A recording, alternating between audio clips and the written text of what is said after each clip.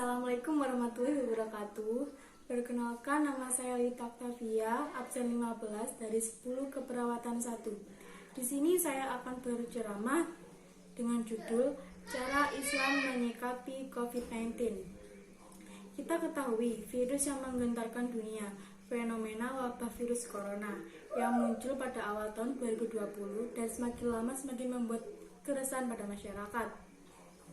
Virus yang sampai saat ini belum ditemukan vaksin atau penangkalnya telah merambah hampir ke seluruh negara di dunia, mulai dari Cina, Korea Selatan, Singapura, dan sudah memasuki Indonesia, bahkan negara lainnya, antaranya Asia, Italia, dan daratan Eropa.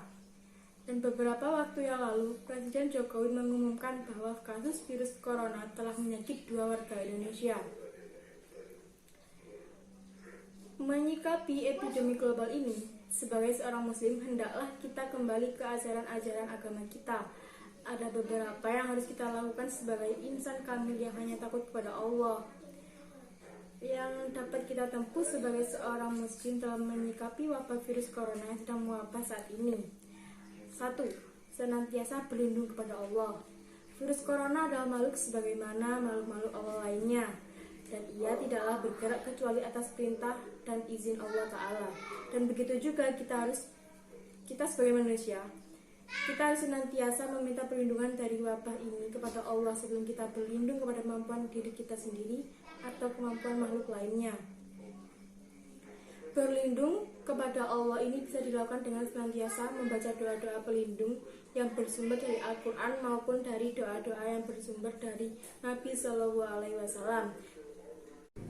Yang kedua, berikhtiar untuk pencegahan. Di samping berlindung kepada Allah, tentunya sebagai seorang manusia kita juga harus berikhtiar dalam melakukan usaha-usaha pencegahan agar virus ini tidak menular kepada diri kita atau kepada orang-orang yang kita sayangi.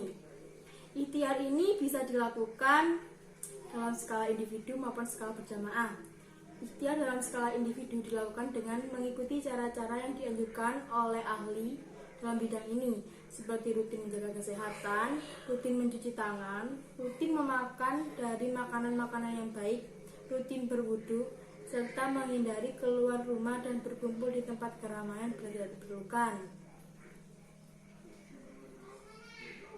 Dan yakinlah juga bahwa tidak ada penyakit yang Allah turunkan kecuali juga ada obat yang diturunkan bersamanya.